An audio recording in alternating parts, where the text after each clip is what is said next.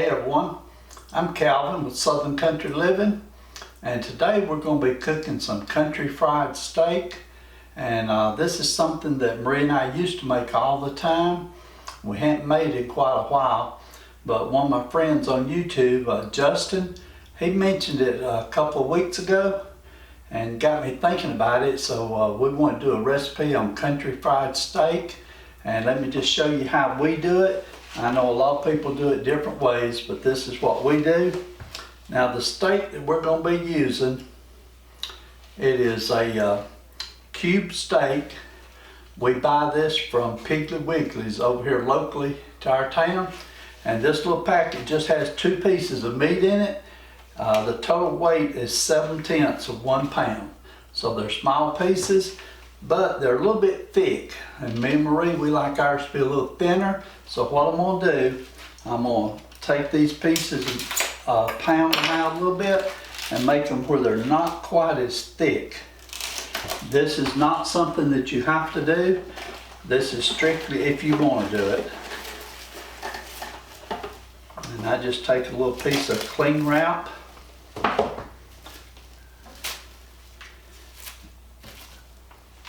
Put a piece of steak on it.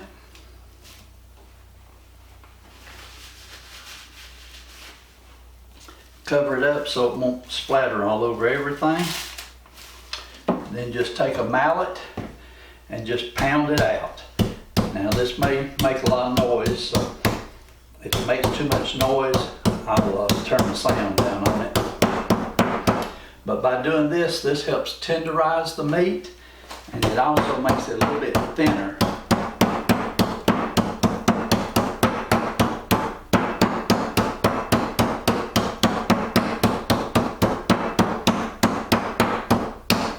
Okay, that should be enough for that piece there. And let me get my knife.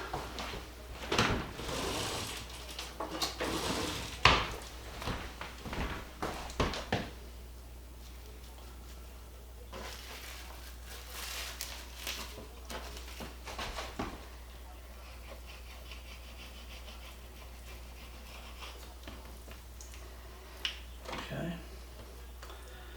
Lay those over just for a minute.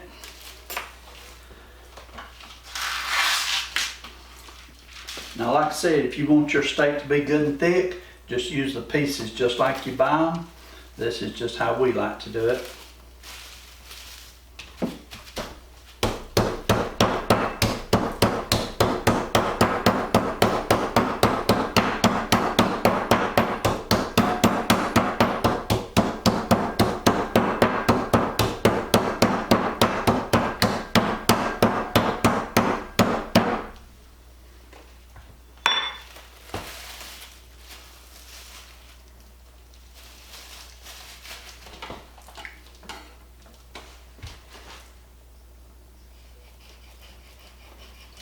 This also helps your meat go a little further. If you have several people in the family, you can do it this way and make 2 pieces make 4 nice little steak pieces. And so it's a good idea too. Okay, now to batter this meat, what I'm gonna do, I've got some flour in this bowl here, and I'm gonna add some salt to it. And I'm also gonna put salt on the meat itself before I batter it. Just a good sprinkle of salt. I'm also gonna put black pepper in the flour. And I put a pretty good bit of black pepper. Seems like it gives it a better seasoning if you put a good deal of black pepper in it. Stir it up, mix it up real good. Just a little more black pepper. Now, on the batter, you can let this just be it right here. You don't have to do anything else to it. But one thing that we do like to do, I'm gonna add a little bit of Lawry's seasoning to it. And I'm not going to put much in there, but just a little bit. We don't do that every time, we just do it occasionally. We made this exact recipe last week just to test it to see how we still like it. And because like I said, it's been a while since we made this. And we did not put Lawry's in it then. And Marie said she thought it needed just a little more seasoning, so I wanted to put that Lawry's in there this time. Now, in this bowl here, I've got 1 egg. Now, if you're doing a lot of pieces, you may end up needing 2 or 3 eggs.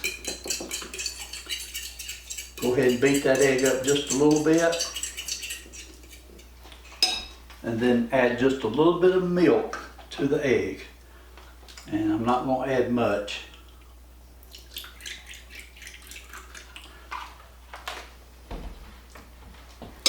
And then mix that up real good.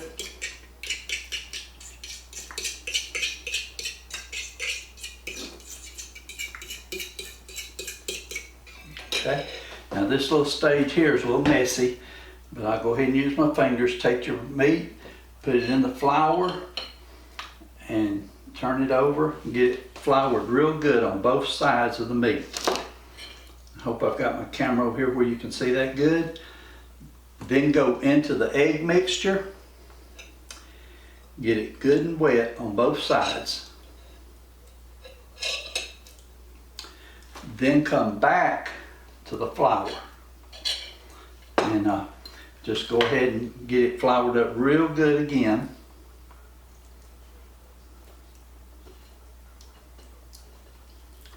And the last thing you want to do when you get it floured is just give it a little shake, let the extra flour come off, lay it back on your wire rack, and we're going to let it lay here for at least 5 minutes before we put it in the pan to cook it. So let me go ahead and get these other 3 pieces battered up real quick.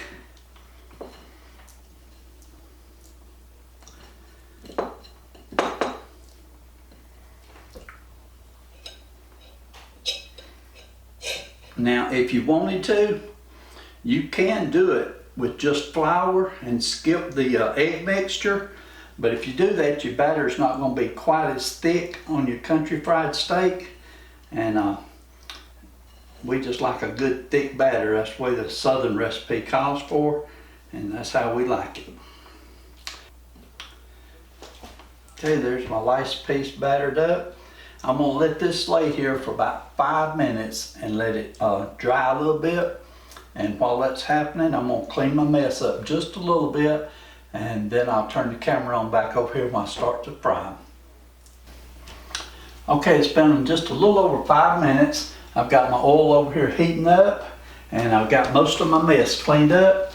Let me check my oil. You can take just a little dab of your flour and drop it in, and if it starts sizzling, you know that your oil is hot enough to do it. Okay, I'm going to turn it down just a little bit so it won't be too terribly hot.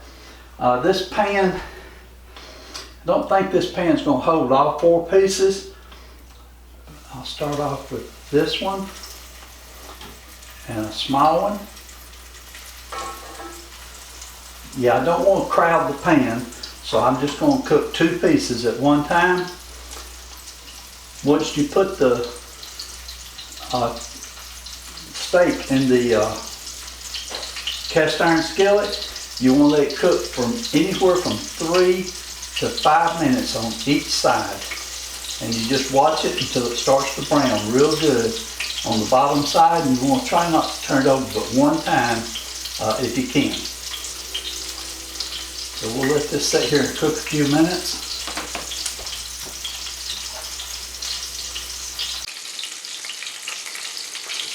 Okay, it's been about 3 minutes, and I'm just going to lift the edge up and see what it's looking like.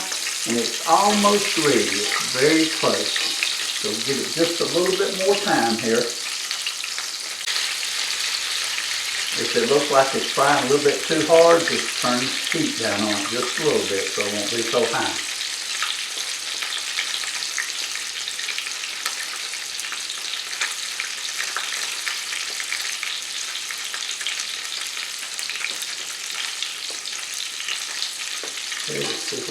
Alright.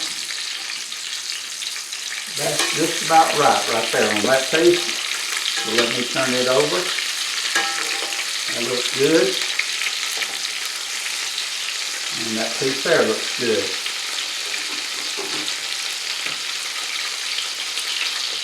Okay, so we'll let these cook on this side for about 3 to 5 minutes. Two are ready. Let me get them out.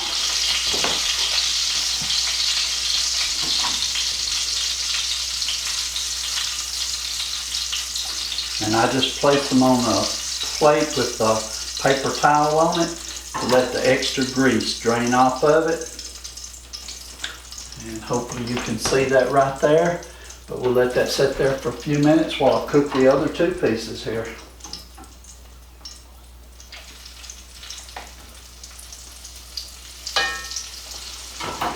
Okay, after I get these other two pieces done, I'll show you how to make some real good gravy to go with this country fried steak. We're going to be serving these tonight with green beans and mashed potatoes.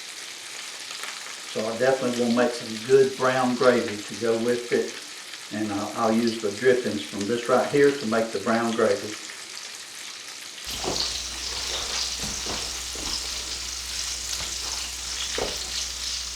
Okay, let me check them. Oh yeah, they're perfect. Okay, the last two pieces are done. Let me get them out.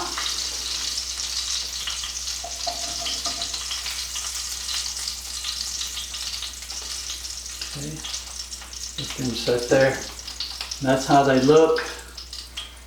I hope the camera's picking it up good. Let me show you over here on this camera here.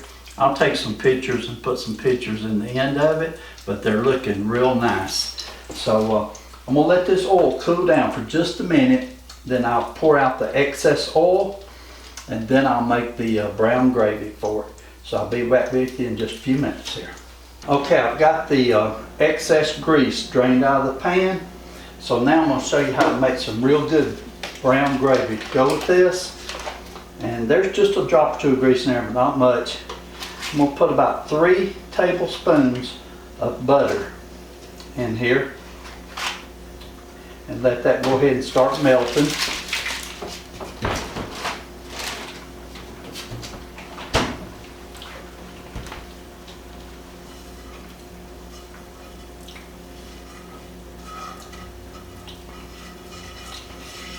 Now, I haven't turned my heat on yet. I'm going to turn it on here in just a minute. But all them scrapings that's on the bottom, just take your spatula and go around and knock them all loose, because they'll be in your gravy. And it really gives it a lot of flavor. You'll really enjoy this. Okay, I'm going to put just a little bit of heat. You want your heat to be low on this, because you do not want to burn your gravy too bad.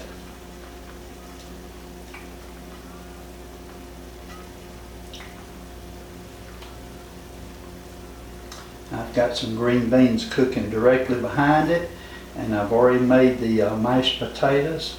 So this meal's going to be ready to eat just as soon as the gravy gets done. And I do like having my gravy good and hot.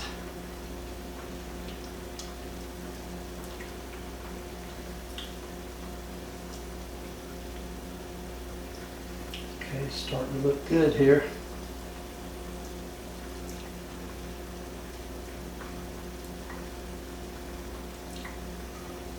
And if you're just wanting to make a white gravy, you do have to make it a little bit different than the way I'm making this. Okay, that's starting to melt down. I'm going to add 3 tablespoons of flour to it. And it don't have to be precise, but you need this flour in here to help get your gravy to thicken up. One of them wasn't completely full, so I put just a little bit more in there. Okay, that should be enough flour to get this started. And just keep it stirred up until it becomes a thick roux is what they call it.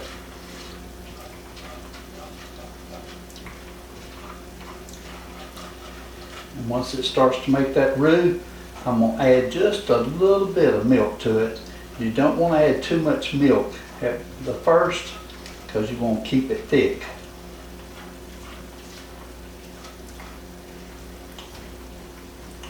It sure does look good. If you make this in a regular Teflon pan, your gravy won't be quite this pretty and brown. But if you make it in a cast iron pan, it really makes a nice gravy. Okay, I'm going to put just a little bit of milk in it now. Not much to start with. And then I'll be coming back and adding some more. What you want to do is just keep stirring it in and keep it thick till you get to the very last time you add your milk to it. I'll probably put somewhere between a cup to 2 cups of milk, so just make sure you got plenty of milk to add to it in case you need extra. Okay, it's starting to get thick again, so you add a little more milk.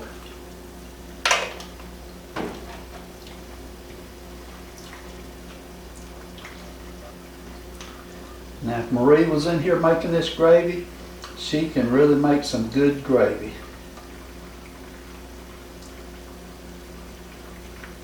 But she's been having a little sinus trouble, and so I'm helping her out today. Okay, it's starting to look real good.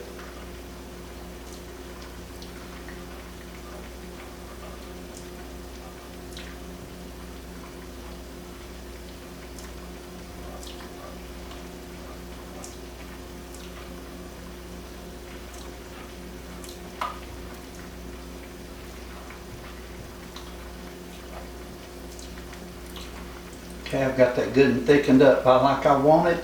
So I'm going to go ahead and add my last milk to it. This time I'm going to go ahead and put probably at least a cup this time. A little bit more than I did the last 2 times. Okay, that should make us a good bit of gravy. And just keep it stirred until it gets nice and smooth.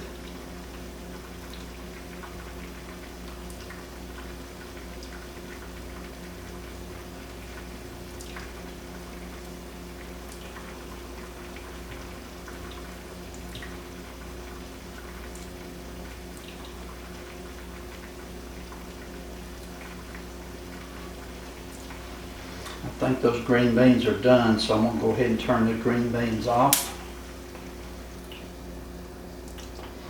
And let me get a whisk. It does help to keep this smooth a little bit with a whisk.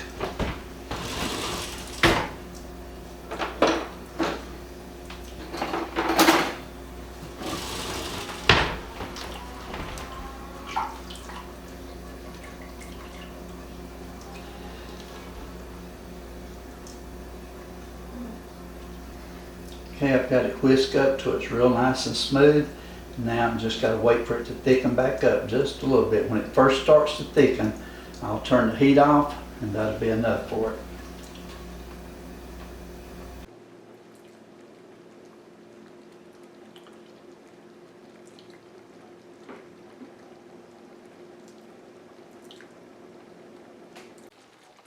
Okay, this is starting to thicken up nice and look good.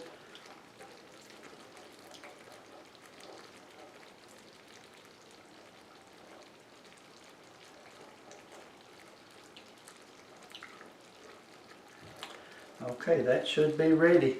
Let me get this off, and I'll plate us up a plate of food and show you how it ends up looking.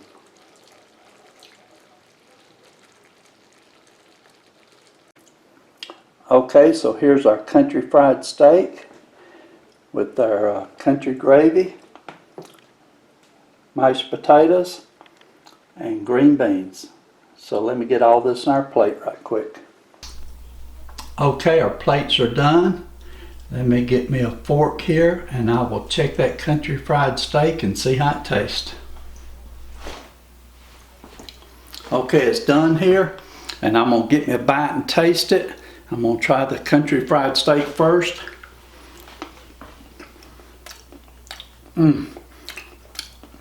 That sure is good, and it's nice and tender. And you have to remember, I got dentures, so if I can chew country fried steak, it's got to be good and tender. That's very good. Okay, I hope you enjoyed watching me make this country fried steak and the brown gravy to go with it. This is a very good recipe. If you try it, be sure and leave comments and let us know how it turns out for you. And if you will, just be sure and leave comments and let us know how you like this video. Be sure you hit the like button. And if you're not a subscriber, be sure you go ahead and subscribe to our channel. We appreciate everyone that takes time to watch our videos. It really means a lot to us, and we appreciate each and every one of you. So y'all have a great day, and we will see you on our next video.